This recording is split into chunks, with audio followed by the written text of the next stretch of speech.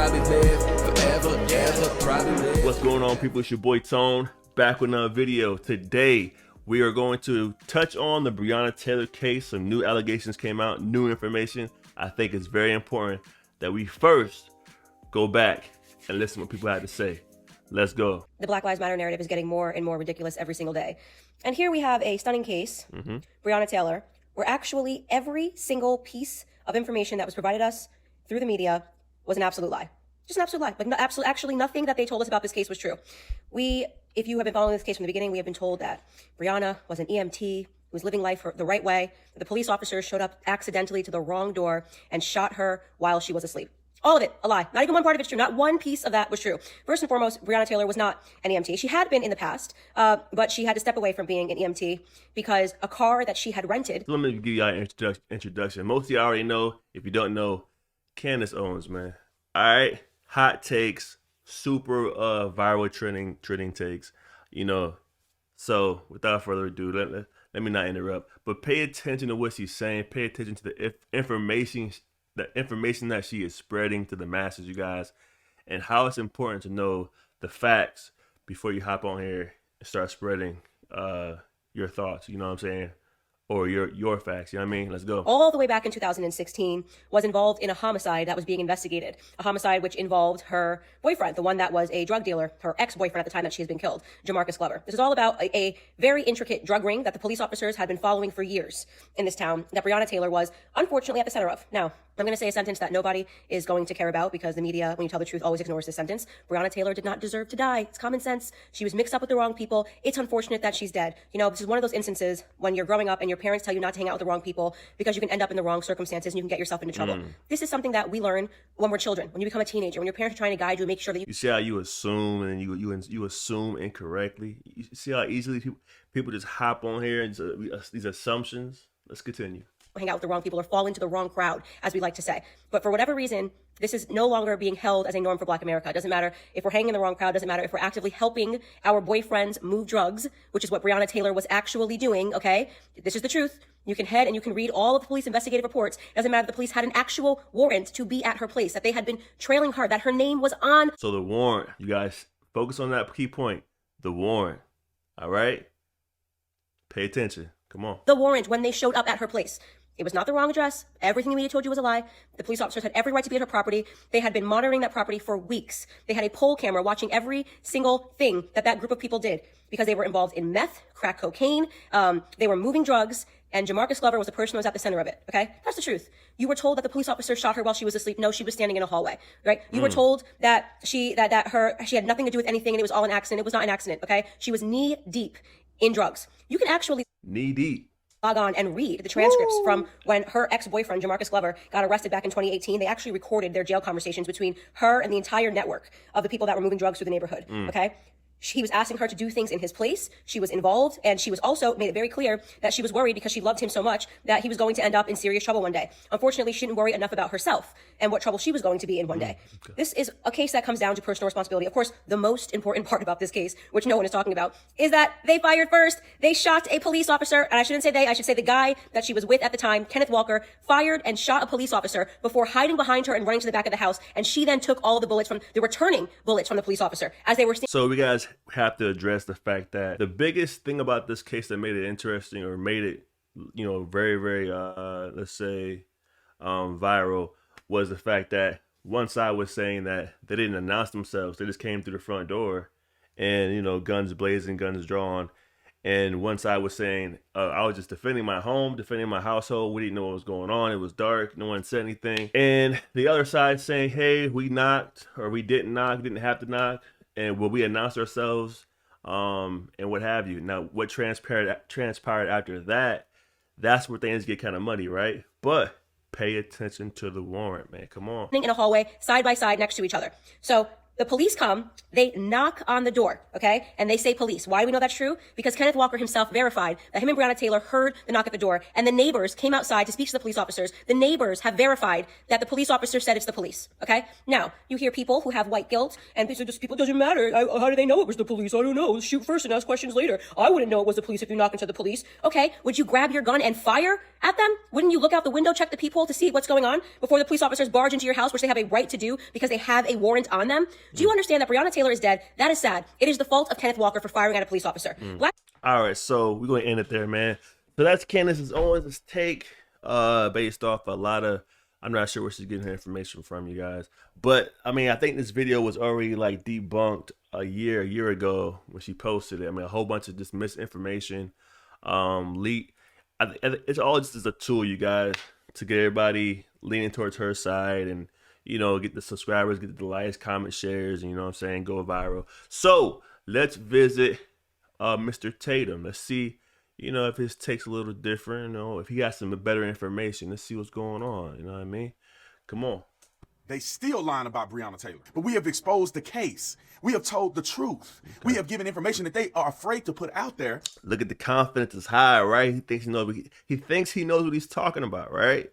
All right, so let's just keep going, man. I'm not gonna interrupt too much. We're gonna go through a little bit of this and then get to the allegations, the charges, all right? The updated information, all right? Let's go. Because it's incriminating. And I'm gonna show it to you. I'm gonna show you. We're gonna put up on the screen that was leaked to us that we have on the web.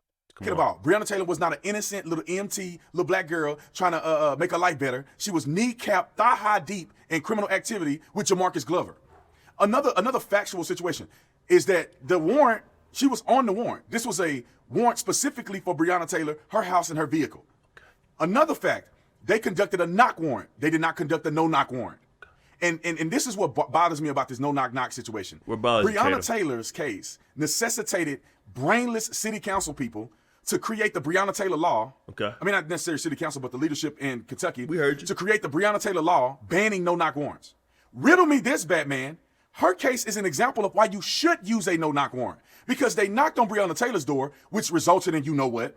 They did a no-knock on Jamarcus Glover, where they arrested like 5 people. They got firearms, rifles, drugs, everything. Mm-hmm. Nobody got hurt in a no-knock warrant. So you tell me which one makes sense. Anyway, those are things that are factually misrepresented. I don't know if they're still saying that Kenneth Walker, which was her boyfriend at the time, that he didn't shoot first. He shot first. Okay. Kenneth Walker heard the police knocking on the door. He admitted in documents, in investigatory documents, that he heard the knocking on the door. Mm-hmm. He claimed that he didn't hear them say police. Come on, man. Come on, weed man. Mm-hmm. So this is what I'm going to do. We're going to go to the factual leaked information on TatumReport.com so you can see exactly what's going on. And I'm not going to read it out because I'm going to leave it up to you. It's like 49 pages. But I'm going to give you a quick synopsis of what's going on. Let's go to Tatum Report. We just scroll down just a little bit. We got a section just for this Breonna Taylor. Gotcha. Because they going on Netflix lying, and we going to expose them. Just click on that. Bang. You're here. You go to the landing page. We just put a quick description. I probably should make this a little bigger. You know what? A quick description about, you know, why we made this or whatever case it be. Click on this. Here's I'm going to give them like 2 more minutes. And it's pretty big on my screen. But anyway, very first page of the leaked document that was leaked to us. This is an investigation. This is legit paperwork. This ain't something B. Tatum that made up. Because if I'm smart enough to make this up, then hey man, I don't even need to be doing YouTube. Man, we start right on cue. Now let's get to the meat and potatoes of this thing, man. So you hear all the assumptions, you know what I mean? The leaked evidence, you know what I mean? Everybody using it to try, you know, benefit themselves. You know what I'm saying? Making these crazy allegations against a young lady that passed away, you know what I mean, who can't defend herself, you know what I mean, because she's already gone. So, you know, just no regard for just being a decent person. Everybody want to hop on YouTube and get famous and get likes and shares and, you know what I'm saying, let it feed into the narrative. So, today, we have some new information, new allegation, new charges. I'm not even going to say anything, man. Let the information speak for itself. Come on. Approximately 10 miles away from the West End. The federal charges announced today allege that members of the Place-Based Investigations Unit falsified the affidavit used to obtain the search warrant of Ms. Taylor's home.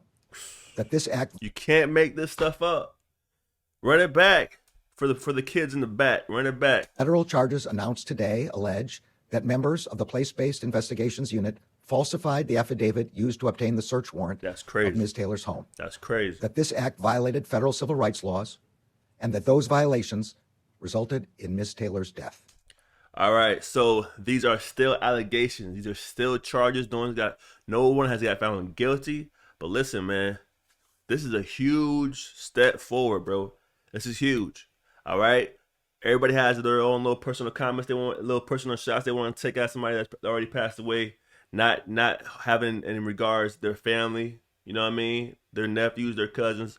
You know what I'm saying? People that love them. Everybody want to hop on the internet and you know what I'm saying, throw dirt on somebody's name to get their own following riled up and on their side. But listen, man, this is it. Allegedly, let's keep it going. Specifically, we allege that Ms. Taylor's Fourth Amendment rights were violated when defendants Joshua Janes, Kyle Meany, and Kelly Goodlatte sought a warrant to search Ms. Taylor's home knowing that the officers lacked probable cause for the search. Y'all hear that? We allege that the defendants knew the affidavit in support of that warrant contained false and misleading information and that it omitted material information. Do y'all hear this? Among other things, the affidavit falsely claimed that officers had verified that the target of the alleged drug trafficking operation had received packages at Ms. Taylor's address. In fact, defendants Janes and Goodlatte knew that was not true. We further allege that defendants Janes and Meany knew the search warrant would be carried out by armed LMPD officers and that conducting that search could create a dangerous situation for anyone who happened to be in Ms. Taylor's home. As outlined in the charging documents, the officers who ultimately carried out the search at Ms. Taylor's apartment were not involved in the drafting of the warrant and were unaware of the false and misleading statements it contained. When those officers executed the search warrant, Ms. Taylor was at home with another person who was in lawful possession of a handgun. All right, let's run that back for the kids in the back. Executed the search warrant. Ms. Taylor was at home with another person who was in lawful possession of a handgun. When officers broke down the door to Ms. Taylor's apartment, that person, believing that intruders were breaking in, immediately fired one shot, hitting the first officer at the door. Two officers immediately fired a total of 22 shots into the apartment. One of those shots hit Ms. Taylor in the chest and killed her. We allege that the defendants knew their actions in falsifying the affidavit could create a dangerous situation, and we allege these unlawful acts resulted in Ms. Taylor's death. The charges announced today also allege that the officers responsible for falsifying the affidavit that led to the search took steps to cover up their unlawful conduct after Ms. Taylor was killed. Now, we do know these are all alleged allegations, you guys. All right, so we have to take that into account. But these allegations are crazy. You know what I mean? So, I'm at a loss for words, man. It's crazy. Let's keep it going. We allege that defendants Janes and Goodlatte conspired to knowingly falsify an investigative document that was created after Ms. Taylor's death. Do y'all hear that? We also allege that they conspired to mislead federal, state, and local authorities who were investigating the incident. For example, we allege that in May 2020, those two defendants met in a garage where they agreed to tell investigators a false story. This indictment separately alleges that defendant Meany lied to the FBI during its investigation of this matter. Another indictment filed today alleges that after Ms. Taylor was shot, another LMPD officer, defendant Brett Hankison, moved from the doorway to the side of her apartment and fired 10 more shots through a window and a sliding glass door, both of which were covered with blinds and curtains. Why is that important?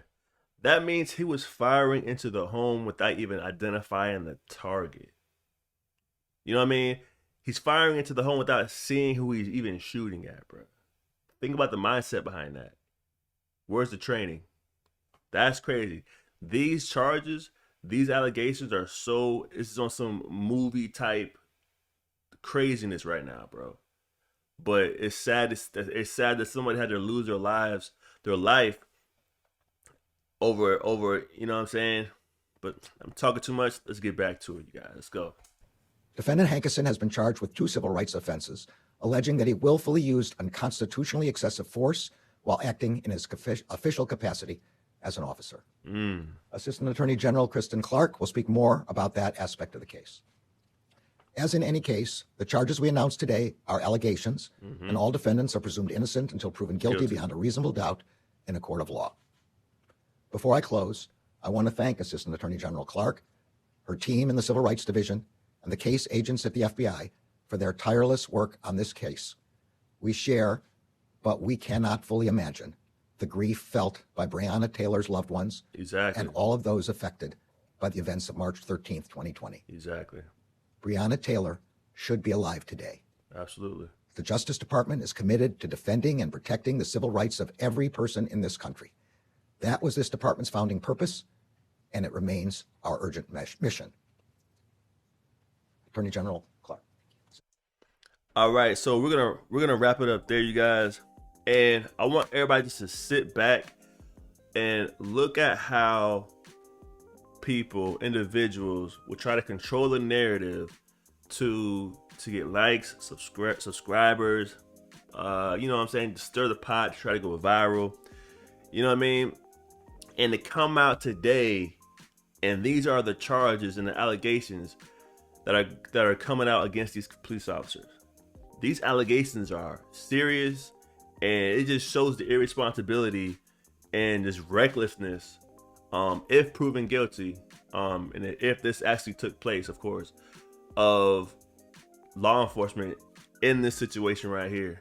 But like I said before, you guys, watch who you get your information from. Be careful of that, and don't feed into the other people's narratives, you guys. Try to get to the facts on your own. Try to be a free thinker on your own. Try to, you know what I mean, try to come up with the solution and to any issue on your own. You know what I'm saying? These folks aren't your leaders. These folks aren't all, you know what I mean? They're good speakers, and you know what I mean? And they make stuff sound good, but always pay attention to the realness, man. You know what I mean? So whatever happens here, we will stay up to date on it. Let's continue, man. Peace. If I should die at a young age, I thank the Lord for giving me a break. If I should die at a young age, I thank the Lord for giving me a break. Cause I'll probably live forever, ever, probably live forever, ever, probably live forever, ever, I'll probably live forever, ever.